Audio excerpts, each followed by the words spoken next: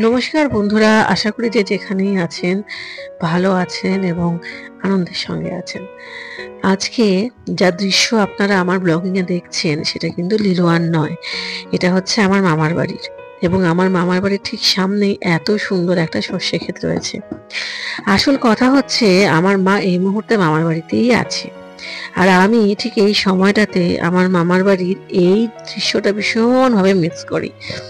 তো সেই জন্য আমি মাকে বারবার করে বলছিলাম যে তুমি আমাকে একটু ভিডিও করে পাঠাও।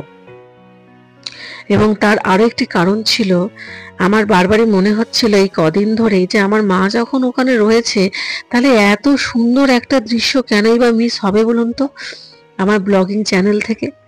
কেনই বা স্মৃতির পাতাতে এরা যুক্ত হবে না? আর সত্যি তো আমার মামার বাড়ির পরিবেশ তো ভীষণ সুন্দর, চারিদিকে সর্ষে ক্ষেত, ঘন সবুজে সবুজ, এত সুন্দর পরিবেশ কোথায় আছে? সেজন্য আমার মনে হলো স্মৃতি হিসাবেই হোক আর প্রয়োজন হিসাবেই হোক, এটাকে ধরে রাখতেই হবে। আর এই হচ্ছে আমার বোন রশ্মি, পুরো ভিডিওটা ওরই কৃতিত্ব। তোকে অনেক ধন্যবাদ। ধন্যবাদ এই জন্য দিচ্ছি কারণ এই সর্ষে ক্ষেতটা যখন দেখছিলাম তখন ছোটবেলাকার বিভিন্ন স্মৃতিগুলো চোখের ওপরে ভাসছিল। যখন আমরা ছোট ছিলাম তখন আমরা ব্রাশ হাতে নিয়ে এই সর্ষে খেতে আসতাম সব ভাই বোনেরা মিলে। সত্যি সেই দিনগুলো কোথায় হারিয়ে গেছে, এখন ভাবলেও অবাক লাগে কত বড় হয়ে গেছি, তাই না? ওই সময় তো আর এক জায়গাতে থেমে থাকে না বন্ধুরা, সে তো এগিয়েই চলে।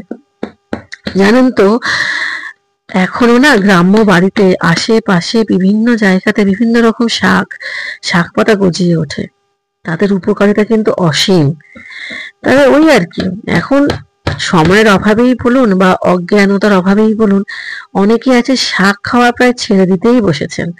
কিন্তু বন্ধুরা কি জানেন, সর্ষের শাকই বলুন বা যে কোনো শাকের না উপকারিতা অপরিসীম।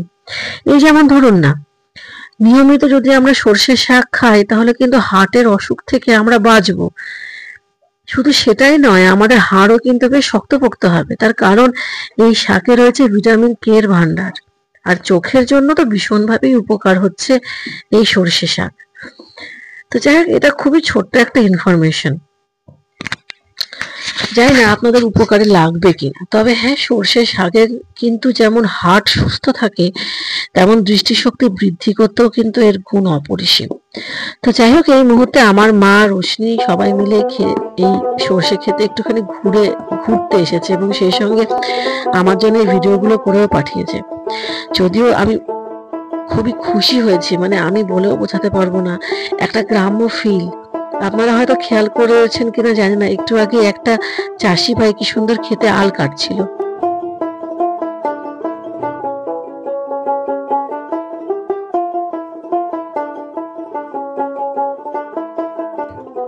যাই হোক, এই সময় বিভিন্ন স্মৃতি আনাগোনা করছে বটে, কিন্তু সব স্মৃতি কি আর ভাষায় ব্যক্ত করা যায় বন্ধুরা? ওই আর কি। তবে যেন মনে হচ্ছিল সেই ছোটবেলাকার দিনগুলো আবার ফিরে পাচ্ছি।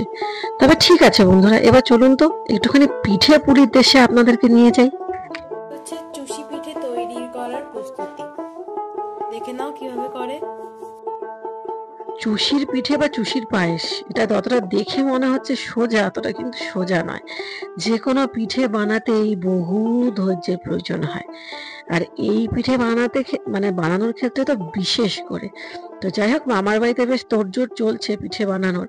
তবে কি জানেন তো, ওই আর কি, এখন আর পিঠে টিঠে খেয়ে সহ্য হয় না। তার উপরে প্রত্যেকের বাড়িতেই তো এখন সুগার পেশেন্ট রয়েছে, কি আর পিঠে পুলি হবে বলুন? লোক বলের দরকার, ধৈর্যের দরকার, সব থেকে বড় কথা হচ্ছে সময়ের দরকার, এই আর কি। আমাদের ঠাম্মা যিনি শাক বাচ্ছেন, কি শাক সেটা বলতে পারবো না। কি শাক এটা? মেথির শাক। মেথির শাক খুব ভালো সেন্ট হয়, ভালো করে খাও।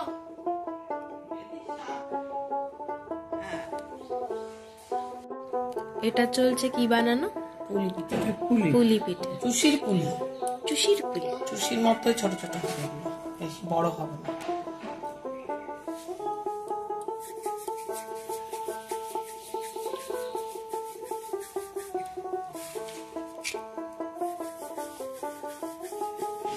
এবার পুর দেওয়া হবে, ছোট্ট একটা সাইজের পুর, ছোট করে ছোট ছোট্ট করে পূর্ণিমা, ছোট্ট ছোট্ট গুলি।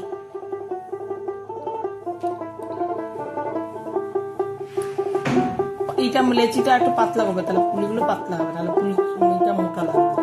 এই যে বাহ, এই লেচিটা কিন্তু মোটা আছে,